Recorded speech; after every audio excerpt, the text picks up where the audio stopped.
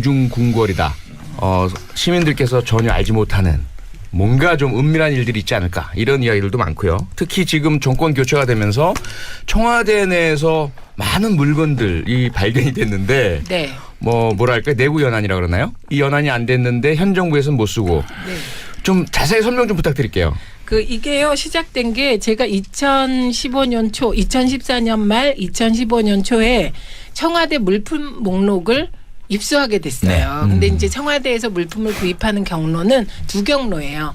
조달청에 요걸 사달라 이렇게 해서 구입하는 경우가 있고 청와대에서 사서 우리 이거 샀으니까 돈 내놔 이런 경우가 있는 거예요. 네. 그런데 전자는 인터넷에 다 떠 있습니다.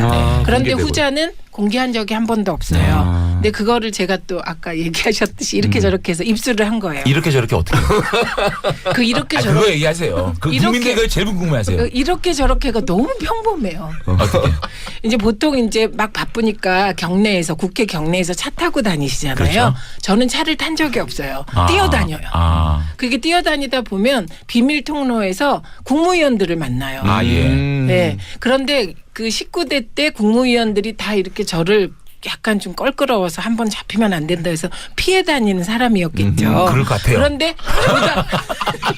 조달청장님을 만난 거예요. 네. 비밀 통로를 지나서 엘리베이터에서. 네. 네. 근데 갑자기 제가 급 모드를 바꿔서 어머 안녕하세요 이러면서 막 잘 보이다가 제가 자료를 요청했는데요. 지금 조달청 자료를 못 받고 있거든요.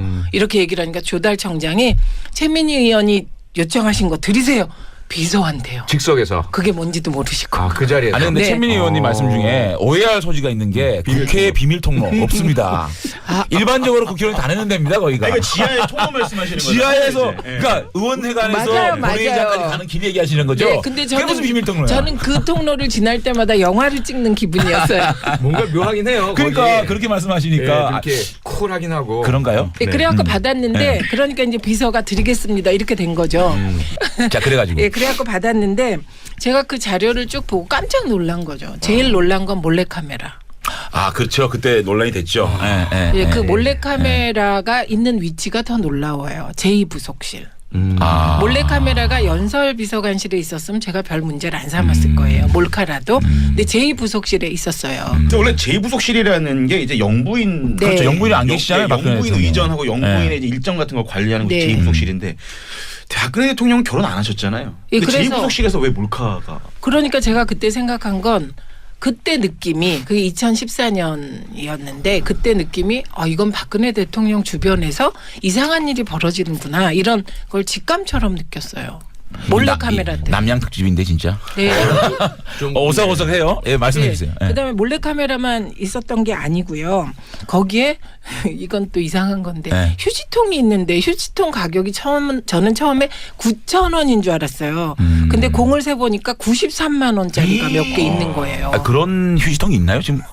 어디서 상하시는? 저도 보고 싶은데 그런 게 있었고요. 그다음에 그 2013년 4월에서 한 8월 사이에 그 살림이 들어왔는데 살림살이가 누군가 청와대 본관에 살림을 차렸어요. 가재도구 이런 게 많이 있단 네, 말이죠. 김치냉장고, 장롱, 화장대 막 이런 거요. 일반 집에 있어야 할. 네, 그런데 그게 위치가 관저면 대통령께서 사셨나? 본관에 있더라는 거죠. 본관 제2부속실에 본관에 그거는 또 제2부속실도 아니에요. 아니고 본관에. 공간에 있는. 본관의 김치냉장고. 네. 그게 좀 남장이다. 이상. 본관 어디죠? 본관 그러니까 그 위치는 안 나와 모르겠- 있죠. 왜 안 나와 그 있고. 목록에는 그냥 위치가 잠깐만, 본관 여기서 공간에 있다. 연설비서관실에 몰래카메라가 있는 거는 괜찮다라는 얘기 무슨 말씀이세요? 그건 무슨 얘기냐면 네.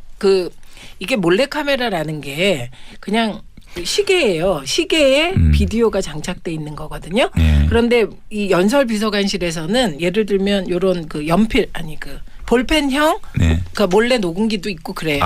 무슨 말인지 왜냐하면 녹음을 해야 그렇죠. 되고 찍어야 되니까. 그렇죠. 그런데 앞에다 대고 이렇게 장치를 두고 찍으면 손님이 좀 껄끄러울 수 있잖아요. 그래서 연설비서관실에서는 쓸 수도 있다고 생각해요. 그러면 저는. 이제 제2부속실에서 그게 있었던 게 이상하다. 네, 이상하다. 그다음에 본관에 살림살이. 살림살이가 있었고 김치냉장고가 있었고 네, 화장대. 또 화장대가 있었고 TV. 그리고 90만 원대의 휴지통이 있었다. 네, 휴지통. 그거 어떻게 해석해야 되죠?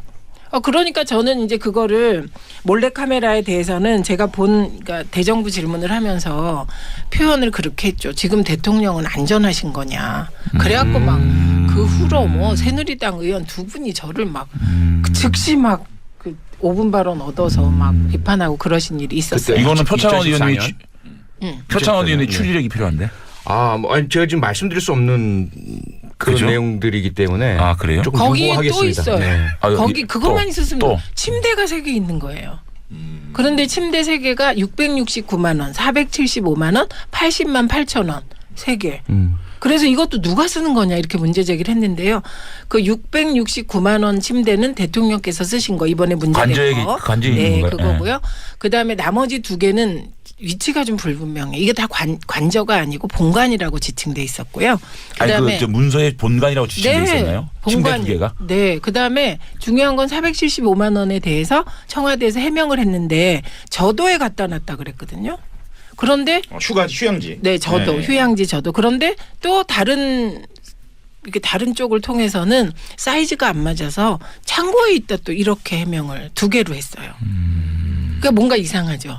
아직 그래서 지금 확인되진 않은 거고요. 지금까지. 네, 네. 그러니까 현재까지 나와 있는 이제 팩트들을 나열을 해보면 침대도 3개, 단순하게 3개라고 하면 일단 1인용은 아니고 6명 정도가 이제 거주할 수 있는, 가까워서 잘 수 있는. 5명. 왜냐하면 5명 80만 8천 원짜리는 작은 그 싱글 베드. 싱글이었던 것 같아요. 그리고 본관의 김치 냉장고 이런 것들을 나열해 보면 청와대에 누군가 함께 거주하고 있었을 수도 있다라는 이제 가설을 세워볼 수가 있는데 예, 사실은 예. 이 특검 수사할 때도 박근혜 대통령이 누구를 만났는지에 대해서 이게 미스테리로 남아 있는 게 사실이에요. 그러니까 이게 간접적인 진술로만 정황 증거로만 나와 있는 거지. 그래서 이걸 입증하기 위해서 특검이 사실은 그 청와대 압수수색에서 확 보고 싶었던 핵심이 뭐였냐면 관저일지거든요. 자, 잠깐만요. 우리 시청자들의 이해를 위해서 우리가 얘기하는 본관, 관저 이런 것들에 대한 이해해서 설명 좀 해주세요. 이게 청와대- 본관이라고 얘기하는 칭하는 것들. 그러니까 네. 청와대 본관은 이른바 이번에 개방이 됐지만 이제 청와대 그러니까 뭐 보통 이제 TV에서 볼 수 있는 청와대 건물 이게 그렇죠. 이제 본관입니다. 네. 대통령 집무실이 있고 이번에 문재인 대통령은 이제 비서동 여민관이라는 비서동에서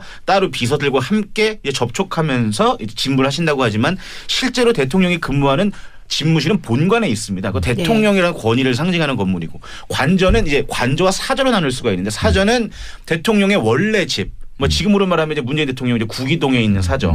요게 이제 사저고. 박 전 대통령은 삼성동. 그렇습니다. 네. 예. 근데 이제 박근혜 대통령이 관저라고 하면 이제 청와대 경내에 대통령이 거주할 수 있는 곳을 관저라고 하는 거죠. 그런데 문제는 이 침대라든지 뭐 살림살이.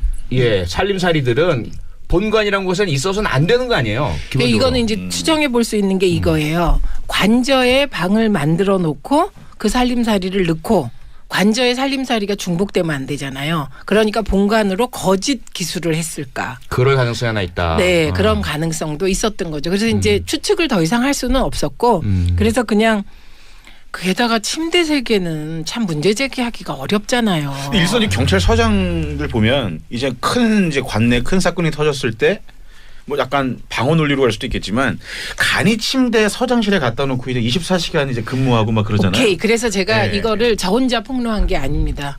참여정부 때 총무비서관 하시던 분을 만났어요. 그래갖고 만나서 하나하나 점검을 받았더니 이거 있으면 안 되고 이거 있을 수 없고 제가 문제 제기했던 대부분이 있을 수 없는 일이다. 그다음에 그런 것이라면 되게 아주 작은 침대를 놓는다고 합니다. 그렇죠. 접이식. 예, 접이식을 놓거나 국회의원들도 그 자기 방에 두고 있잖아요. 있죠. 네, 예, 네, 네. 자야 될 때가 있으니까. 그래서 그것도 안 된다. 그리고 뭐 지금 이제 좀 제가 외교안보 관련하여 문제가 돼서 별로 문제 안 삼았던 여러 가지 것들이 있었습니다. 그래서 제가 그 물품 목록을 보면 이게 이 청와대가 어떻게 운영되는지 알 수가 있는 거거든요.